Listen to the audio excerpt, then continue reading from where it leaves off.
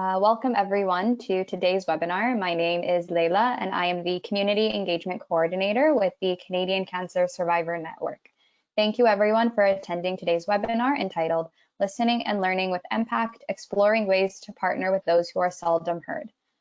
CCSN is pleased to welcome Elise Maybe, a patient partner, and Dr. Ambreen, a patient-oriented researcher, as they explore ways to listen and learn from these seldom heard populations. At the end of our presentation, our speakers will answer your questions. However, at any time during the webinar, please feel free to type your questions into the window at the bottom right of your screen. For those of you who have not attended an earlier webinar, the Canadian Cancer Survivor Network is an organization that works with patients and survivors to learn about health system complexities, connect with others to plan action, and act to promote best care and healthier survivorship. If you would like to learn more about CCSN, please visit our website at survivornet.ca. This webinar is being recorded and it will be available on YouTube. In addition, the slides will be available on SlideShare. Links to both will be sent to the email you provided. Now I will turn things over to our presenters. Welcome.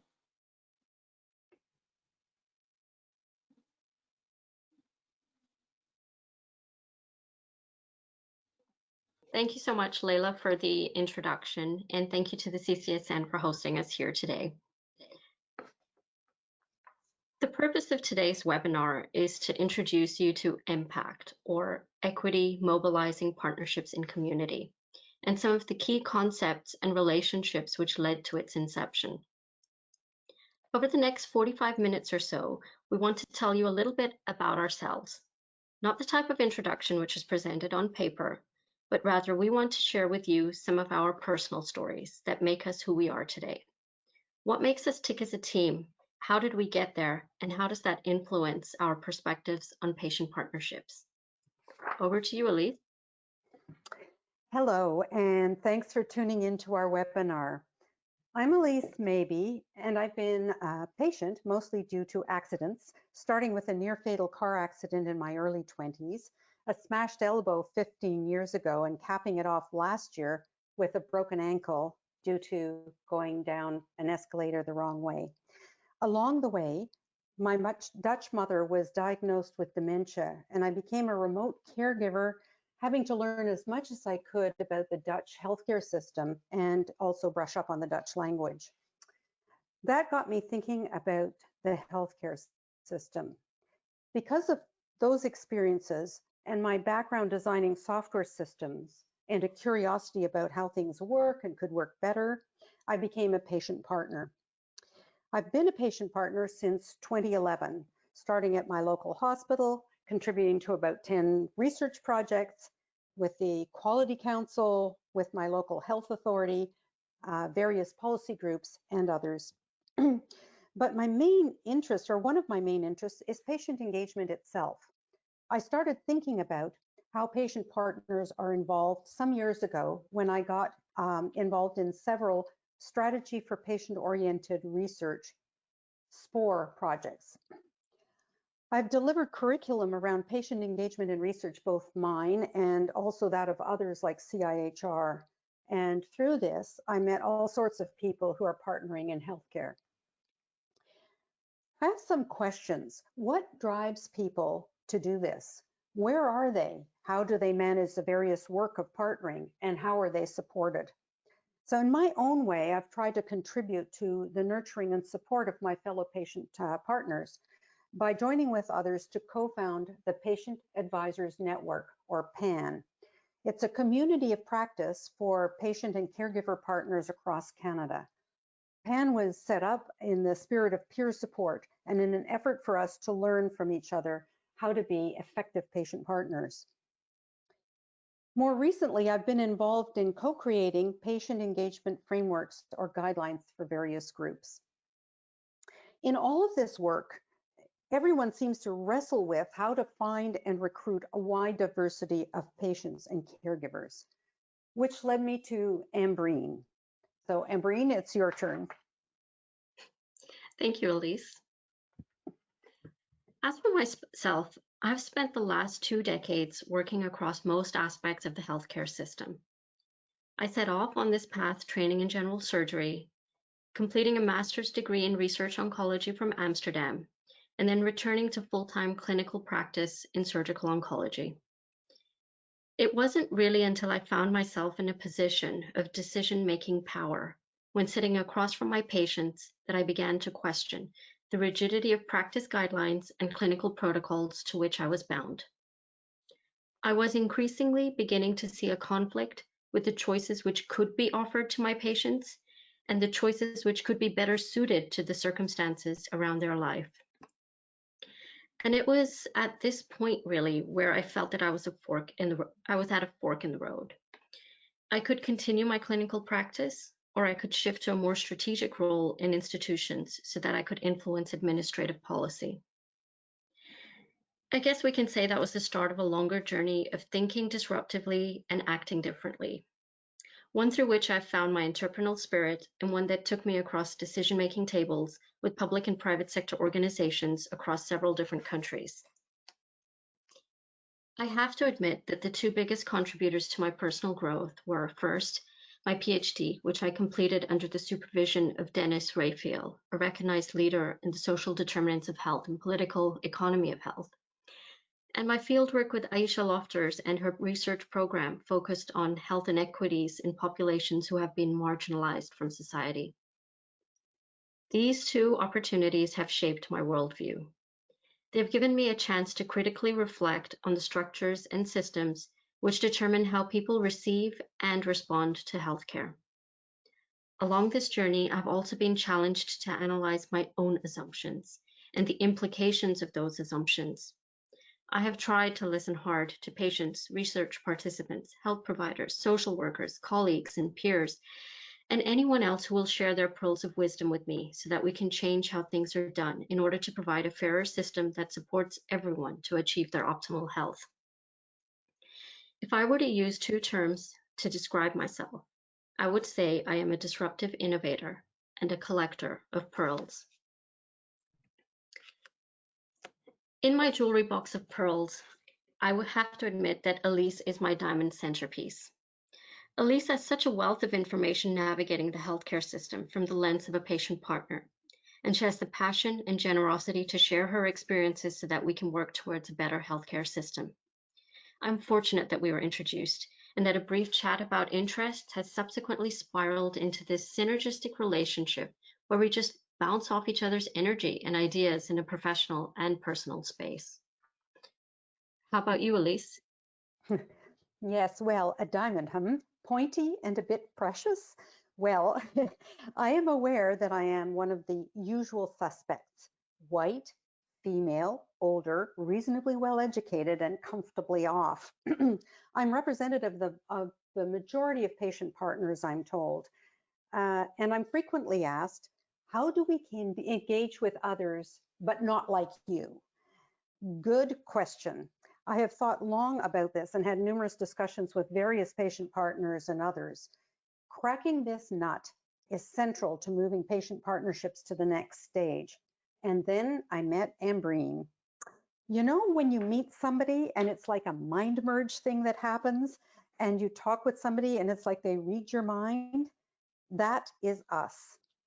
To say that we are interested in the development of patient partners with diverse groups is way too tepid. It doesn't capture the commitment, the energy, and the ideas that we spark off each other, or the easeful way that we work together, or indeed the pleasure in our developing friendship.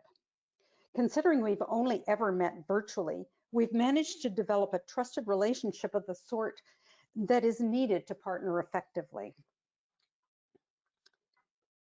So now that you know who we are, next slide, please. Let's dive into patient partnerships. We will look at what they are and the challenges and opportunities in partnership. But first, let's start with an overview of the landscape of patient engagement in Canada. Until COVID, patient engagement had grown across Canada, in some places more than others, but generally it has grown. Now, while COVID did send us backward, and I sense that people are realizing this and trying to recoup. If we look across the country, we have huge variations in involvement and approaches that we can learn from. For example, in BC, we have the Patient Voices Network that exists to facilitate matching opportunities with patient partners since it was started in 2009 by the BC Ministry of Health. This functions a bit like an employment agency with two sets of clients, those with the jobs and opportunities for engagement, and those patient partners who wish to do the work. And in my opinion, patient partnering is relatively mature in BC as a result. In Ontario, there has been legislative support. In 2017, the province created the Minister's Patient and Family Advisory Council, or PFAC. In Nova Scotia has created an online engagement site called Engage for Health to discuss directly with the public, patients, and families. Now, these are just a few, and they illustrate various approaches to patient engagement, and they're by no means mutually exclusive. Our information about engagement and patient partners is primarily anecdotal. There hasn't really been a lot of in-depth research yet, but that's changing. Groups like the Center of Excellence on Partnerships with Patients and the Public, the CEPPP, out of the Université de Montréal, has held an international symposium on patient engagement and is generating research in this area as well. And then there's Julia Abelson at McMaster University in Hamilton, Ontario. She is spearheading research on patient partners in Canada in collaboration with PAN to learn more about them. So this is a bit of a shameless pitch because we have a survey out there for patient partners. If you're interested, please contact me. We do know that patient partners are involved in every nook and cranny of the healthcare system. Hospitals, of course, and quality councils. Pan-Canadian groups like Patients for Patient Safety Canada, supported by the Canadian Patient Safety Institute and the Canadian Foundation for Healthcare Improvement. Those two organizations are starting to come together. Also, we're involved in things like policy working groups at all levels, provincial and national, education in the training of healthcare professionals, boards of all sorts, including allied health professionals like occupational therapists and chiropractors, health charities, which has been a long-standing involvement for many, private sector companies like healthcare tech and pharma, and more. The work that patient partners do covers a wide range of activities, notably service delivery redesign and improvement, and general advising and research. But we're also involved in governance and strategy, setting policy and procedures at all levels, curriculum development and delivery, training and mentoring, selection and hiring of people, speaking formally and informally on panels and so on, like I am today, evaluating and reviewing research papers and other work, and writing blogs and tweeting and being thought of as thought leaders. So that, in sum, is sort of the general landscape of patient engagement in Canada today. Next slide, please. We would now like to show you a short video that describes what patient partnerships in healthcare are. Ambreen, do you want to make any comments about the video before we start? Sure. So this brief video that we want to show you is something which Elise and I put together about patient partnerships in healthcare. But before we proceed, I just want to highlight some of the ways in which we want to shift the culture of patient partnership through language. Note that we intentionally use the term patient partnership versus patient engagement. This way, we remind ourselves that the goal is not to inform, consult, and involve patient partners. Rather, we are striving for true partnership, where each member of the team supplements the other, both learn from each other and are joint decision makers. We also want to move away from the idea of a single patient story towards a narrative which is issue-based. And therefore, we choose not to label illnesses or identities, but rather we choose to frame issues through the lens of a patient partnership community. Our video will share some of these ideas with you.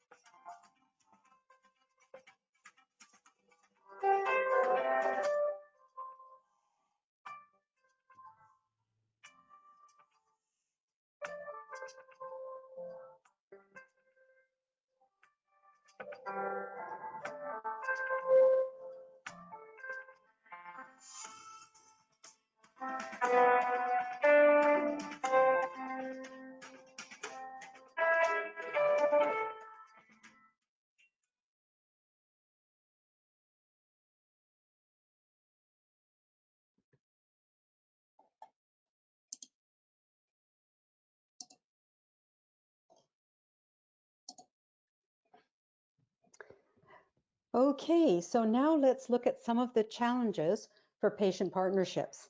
And I'd like to focus on three in particular: language and culture, place and space, and some practical considerations. So let's start with language and culture. Like all industries, healthcare has its own unique culture. I come from a high-tech culture where people shoot from the hip and stated their considerable opinions and assessments punctuated with the F word. I found the healthcare culture very different. There's much sort of genteel acknowledgement and care taken not to ruffle feathers. More importantly, profanity is pretty much absent. So I had to clean up my potty mouth after years on a different planet. Beyond that, language is used the language used is way beyond the grade 6 to 8 level that's considered appropriate, say, for communicating with the general public. Sometimes it's downright convoluted, highly specific academic or specialist language. And then those of us from the outside are supposed to jump into discussions when this is what's going on. If I, with my background, am intimidated, what about those who are less educated or for whom English is not their native tongue? Like any new country, we need to learn either the language and understand the culture or have very good translators. And then there are acronyms. They are the shorthand of any industry, and healthcare is no exception. They serve to speed communication, but as we all know, they also exclude and alienate, however unintentionally. I would like to talk about place and space. Space is both physical and emotional. Place and space are elements of power. The majority of meetings that we are invited to are within healthcare organizations. And while this makes a lot of sense from practical points of view, because the space is free and the professionals are right conveniently there, and booking is often easy or easier, it's not that easy for patient partners. These are locations that may be places where we have experienced trauma or loss. Also, hospitals are at best labyrinthian, and maps are not always in evidence. And university settings are worse. You need a degree just to kind of find your way around. This is also a question of turf, and turf is power.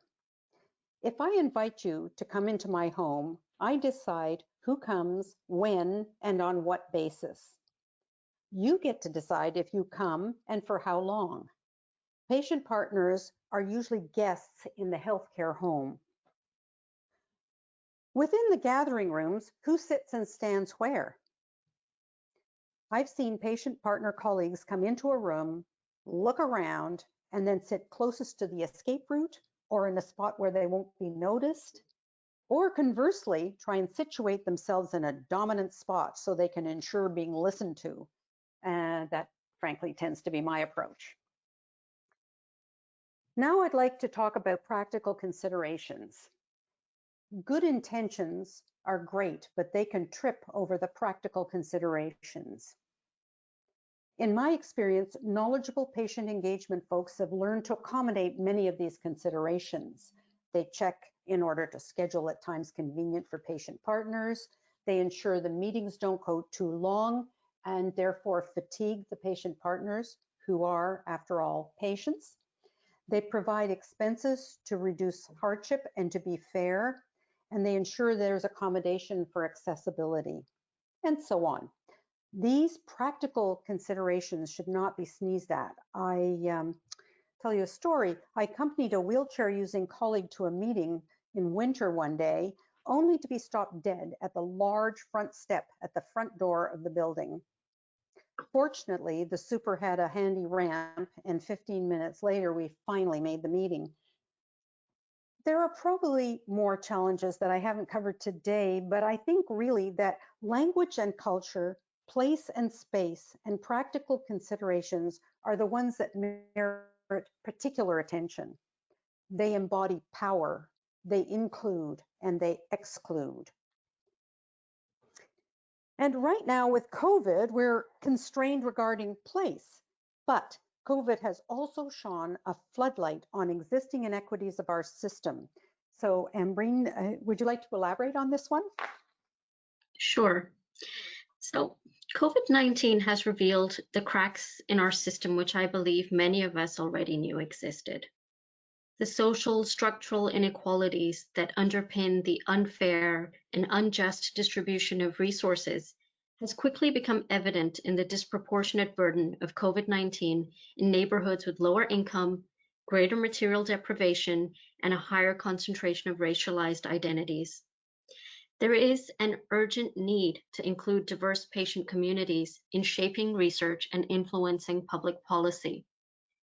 This is in order to respond appropriately to the needs of all patients as identified by all patients. And unless we have a deliberate plan and we take affirmative action to engage and nurture diverse patient partnerships, we run the risk of widening health inequities rooted in these social inequalities. This is, however, easier said than done. And this brings us to the concept of who is seldom heard. And this is something which Elise and I have spent many hours brainstorming about. There's a general consensus in the literature that population groups experiencing social vulnerability, stigma, disenfranchisement are seldom heard. Other terms used to describe this group are hard to reach, floater populations, and even the term socially invisible. In my own experience, social groups are only invisible and unreachable because of the preconceived notions and assumptions that are made from a position of privilege. And I can share a learning experience from my own personal story in the field. We used a database of individuals who had previously consented to participate in future research. And we used this database to call participants with a history of smoking and living with low income.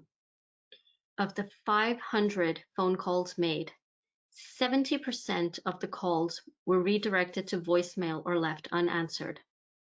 Yes, you heard me correctly. That is 70%.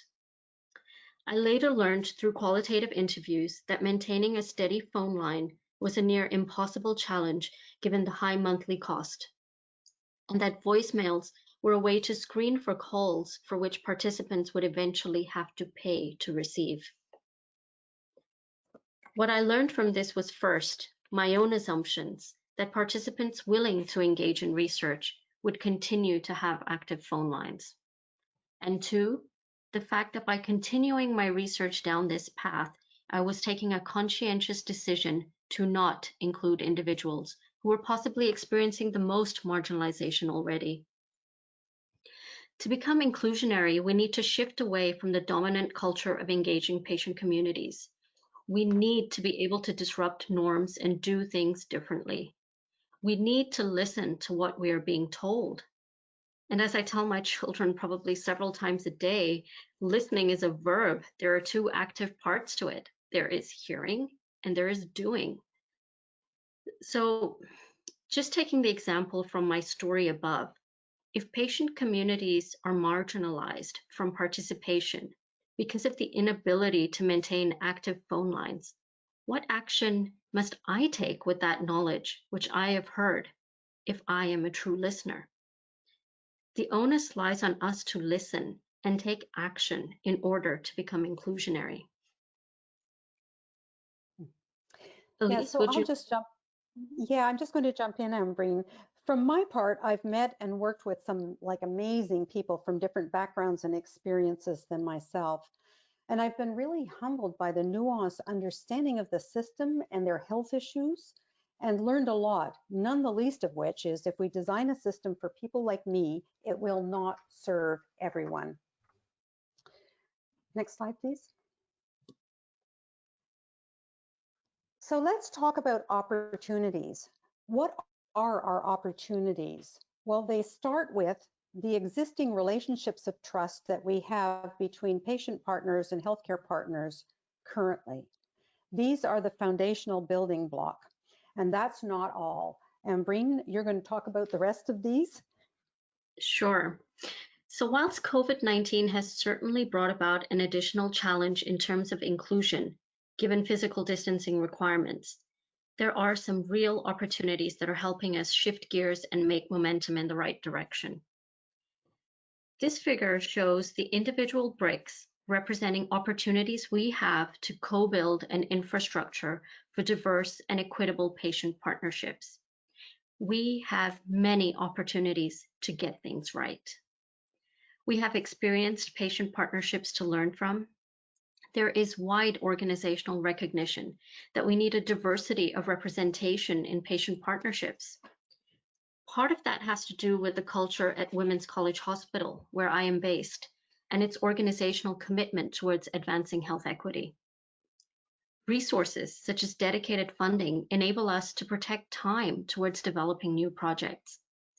The work presented here today would not have been possible without the funding provided by a Canadian Institute of Health Research Strategy for Patient-Oriented Research grant.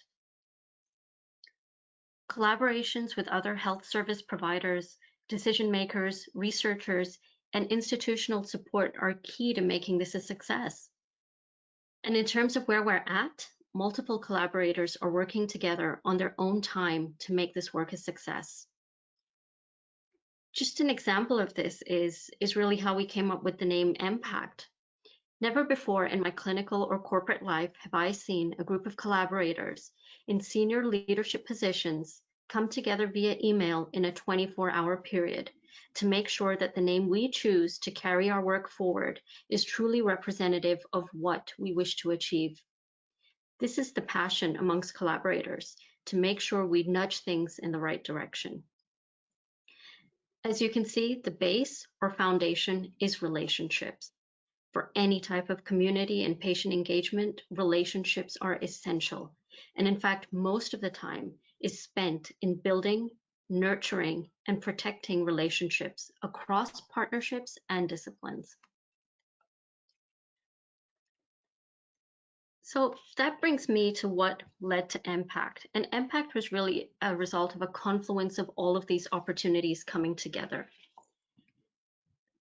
As a core value, EMPaCT is founded in the realization that health equity is a practical issue that requires us to address the immediate health needs of individuals.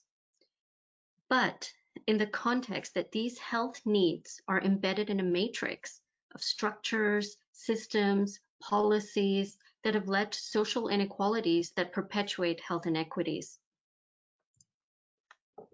Subsequently, as a core principle, we share the belief that traditional approaches to healthcare, which are based on equality and provision of the same standard and same approach to care for all patients, is based on assimilation and stereotyping of the ideal patient by the dominant culture. This approach can neglect the differences between individuals and their unique needs and perspectives. Care should therefore be regardful of differences rather than regardless.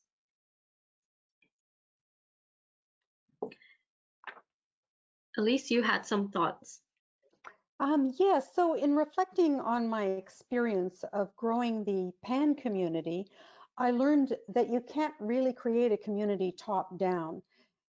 Communities are grassroots, and they start with the building of relationships and actually taking the time to explore the ideas around a shared goal, to listening, reflecting on what you've heard, learning and adapting, and then acting.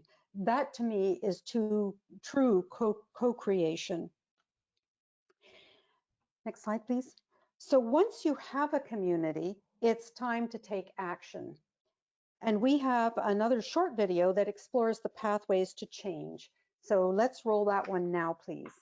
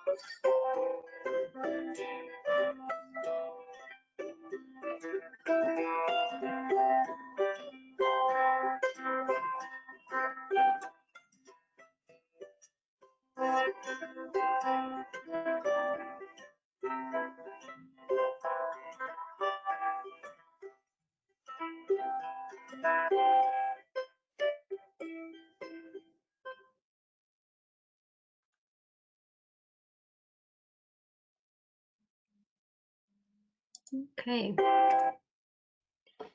So, as Elise and I have gone back to our drawing board and thought of some of the key ways in which we want to listen and learn, we have got some key underpinnings that we have decided we need to in order to take this work forward.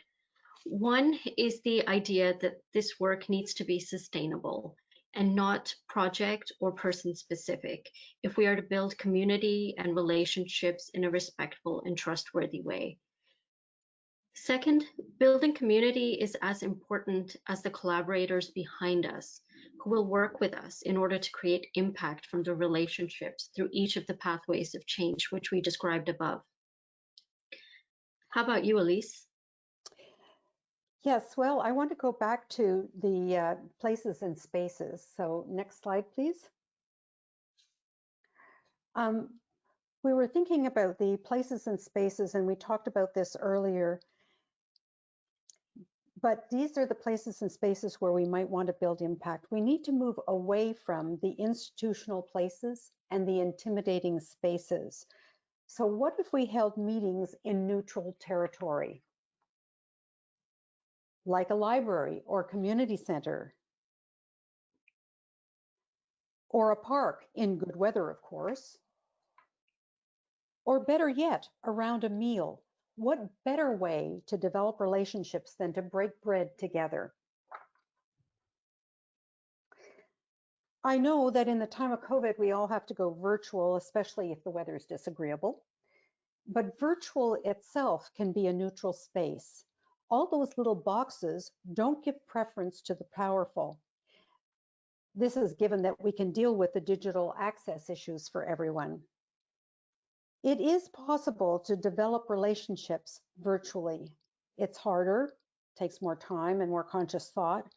And unfortunately, there are no coffee breaks where we can sort of hang out and get to know one another. As I said earlier, I'm really optimistic this can be done based on what Ambreen and I have been able to do.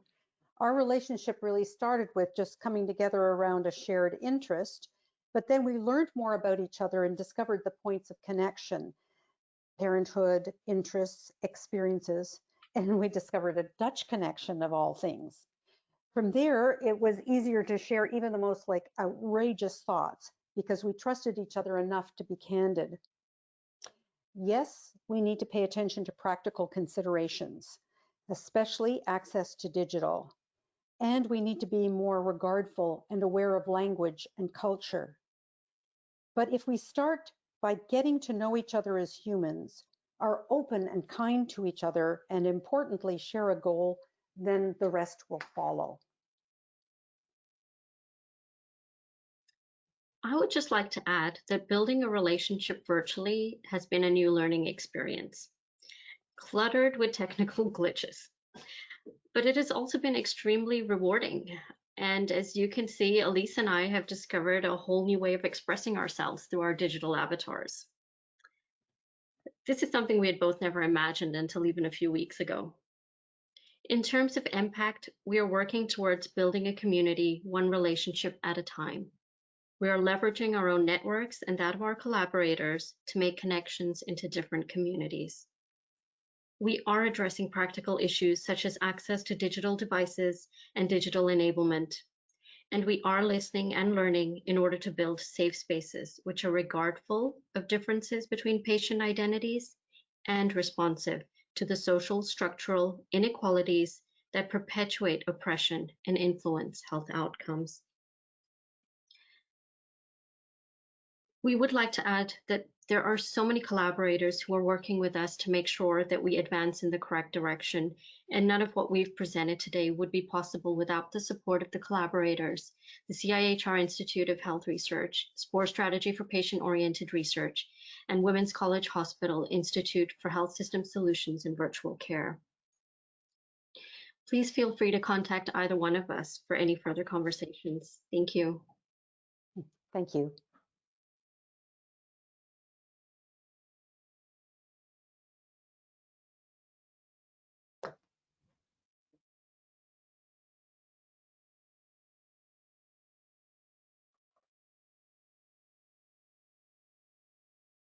Hi, everyone. So thank you both so much for sharing that very insightful presentation with us. So we have time for some questions. So if you haven't had a chance to submit your question yet, please do so as we're going through these, but I'll start reading some of the ones we have right now. So our first question, would you be able to share some examples of patient partner organizations across Canada? So perhaps I'll take that one, because one of the things we did, those of us who developed PAN, was to look and see what the landscape was of patient partner organizations in Canada. What we discovered is that they're all pretty much tethered to a healthcare organization. So there's really very few or none that we could find, maybe there are now, that are independent. The only independent one that I'm aware of so far is PAN, the Patient Advisors Network. But they are wonderful organizations with wonderful groups of patient partners that people can get involved with. So there isn't any standard list, I think. If you know an organization you want to work with, they may well have patient partners that you can become part of. So thank you. That's all I can say. Awesome, thank you. So our next question, are you aware of any information about how patient engagement may improve outcomes at organization levels? So for example, does this help us save money for current hospitalizations, less visits to doctors, etc.? So, Ambreen, do you want to take this one or do you want me to? So I think we explored the concept of a learning health ecosystem a bit earlier, and the idea that in order to learn what is best practices, not just from a hospital administrative or statistical perspective, but from the perspective of what are the unmet needs of patients, what are the barriers that they are facing when they seek care. I think just at the very basic level, addressing those needs is very important in order to be able to say that we're delivering better healthcare. And quantitative data doesn't always answer those kind of questions. So more qualitative research, the ones that provide stories of the lived experience and those interactions and allow us to see what lies beneath the numbers and how we need to tune the system to be better responsive. Elise, perhaps you have some things that you want to add to that? Well, I think what you're saying is right. And I think we do need more research into the whole impact of patient engagement. And I know there is research that is examining how to go about doing that, but I don't think we've really got much yet. But certainly there's a lot of anecdotal evidence that there is a positive impact to patient engagement. And I think the rest will follow. So our next question, do you think that messages from more privileged populations supporting causes for less privileged populations resonate more than messages coming from those who have less privilege? Ooh, can I jump in on this one? I've thought about this a certain amount, and if we look historically, the suffragist movement had to rely on men to come on side because men held the power. And sometimes if you are without the power, you need to enlist people who have the power to make change before you can gain momentum and accrete power to yourself.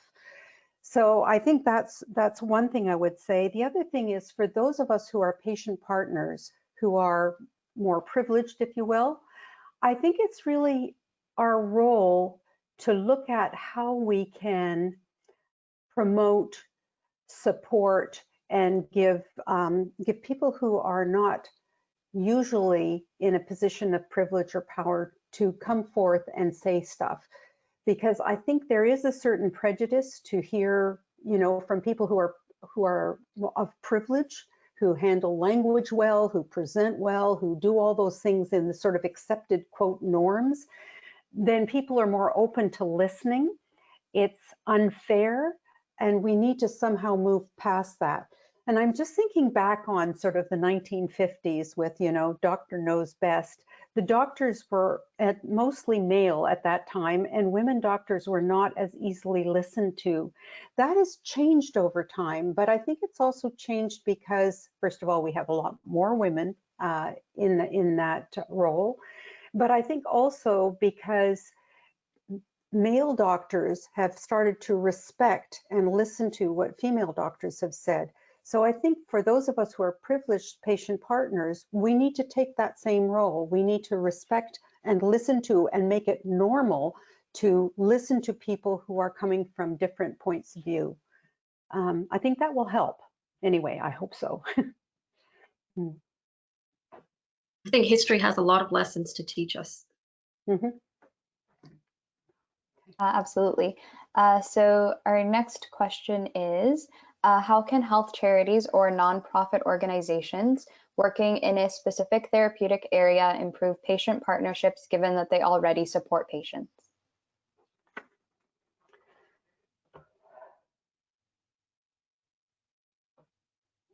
Ambreen, do you want to have a kick at this one? I think it boils down to the idea of how we wish to engage. If we are, and those are some of the concepts which you and I, Elise, have really tried to disrupt, is if we have invitations and we invite people to come to our institution, or the institutional turf as we've described, there is already a couple of barriers that come up with that. And instead, if we are going into the community and spending time in the community, building relationships, building trust, first listening before trying to reach an outcome, I think that has to be the route that is taken. It cannot just, and we've heard that a lot when we started off with EMPaCT, is that if you're just going to come off for a one-off project, one research study, just going to stick a poster and then disappear once you're done, don't do it, right? It's going to create so much more harm than benefit. So that thoughtful approach to engagement really has to happen. What is the outcome that we're trying to achieve? Is it a very short-term objective? Is it just focused on answering one question which is of interest to myself? Or is it really promoting this long-term engagement, long-term relationship through which we can really build those relationships that allow us to listen and learn?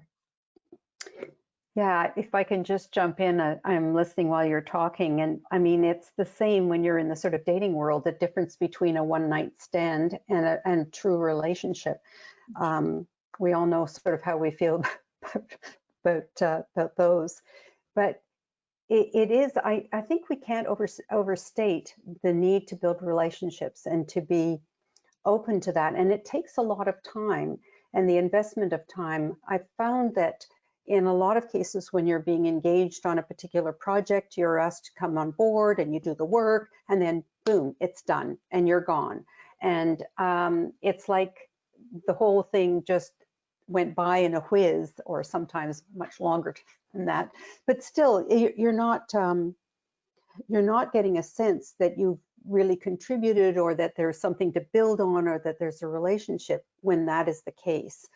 I have found that for me, some of my best experiences and where I have been able to contribute more is, for instance, I developed a relationship with a research team in BC, which is almost primarily virtual, and because they needed a patient partner and I fit the profile of what they were looking for, and that was about 7 years ago.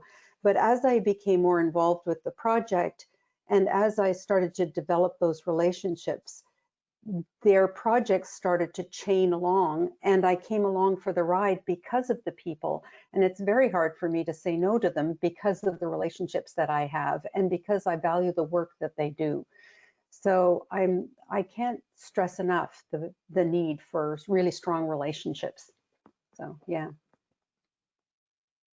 This next question, as a patient partner wanting to reach out to more diverse populations, how can we prepare ourselves to bring all or most of the voices of these diverse communities when only one partner is invited to decision-making tables?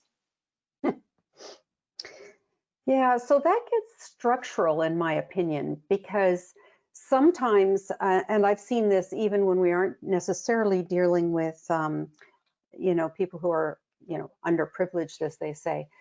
But if you only have one voice at the table, that's just the voice of one person. There needs to be a way to reach out either through focus groups or ongoing community relationships where you have a sort of a tiered approach to patient engagement. Um, I've often thought, for instance, if you look at the province of Ontario, where I am, that if we have a PFAC at the top level, which we do, that should be fed by the PFACs from the patient and family advisory councils from the different regions, which should be fed by the different organizational patient and family councils from the different organizations in each region, and so on, so that you get this sort of network of relationships and of information and of being able to feed things through. And then you can incorporate the ideas, the understanding, the information and recommendations from people from very diverse different communities, if you have some kind of a structure of that sort. So that's kind of one of the things I've been musing on, and I think that that's really, you have to actually build it in some way. I think I have one comment to add to that, which is the concept of critical reflection. So whenever we walk away from any, even if it's just a discussion, or it's something that's led to probably a more tangible outcome, such as a change in practice or change in policy or influencing how research is done, the idea of really going back and thinking about what were the assumptions I went in with, who was able to be there and who just could not be there, and what does that mean? So if I only have one patient partner, or if I have three, they most certainly don't represent everybody. This is what they do and could represent, and this is how it influences what I'm going to say, and this is how it cannot influence some of the things that we need to think about. So really laying out those boundaries very clearly as to what can be assumed at all and what could not be taken away from that engagement. So, oh, sorry, go ahead. No, I was just going to say that's a really good point. And I think, for experienced patient partners like myself and some of my colleagues, we need to become more and more mindful of what we know and what we don't know, and where the gaps are and who can fill those gaps.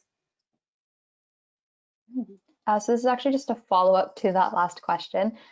So let's say at the hospital level where there isn't that structure, how can we prepare ourselves and have that engagement occur? Well, I'd go back to saying you have to find some way to sort of build some of that structure in.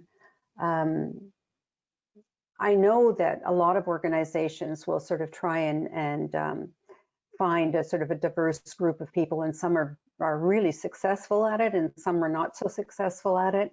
It's a very hard way of doing things. I think at my local hospital, we had a kick at the can of developing community relations with different communities. So reaching out into the community as opposed to inviting individuals from communities in. And that was an approach that we tried. I, for health reasons, had to step down, and so I wasn't involved in the follow-up on that. But I still maintain that two-way street is another way of approaching it, sitting down with community leaders and going out into the community. So and probably having, sorry, I hope that answers the question.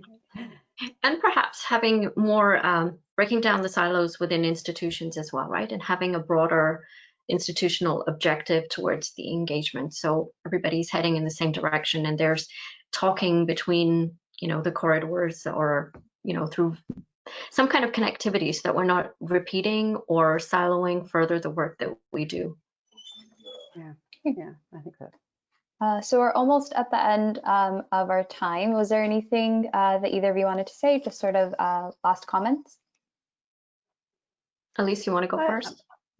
Yeah, I'll just step in and say that I think this is going to be an ongoing conversation. I mean, this is an exploration that Ambreen and I are embarking on, where we will be taking action and having conversations. And we hope that as many of you as possible who are listening today can help contribute to that, to the thinking and the experimenting and the conversation that we have.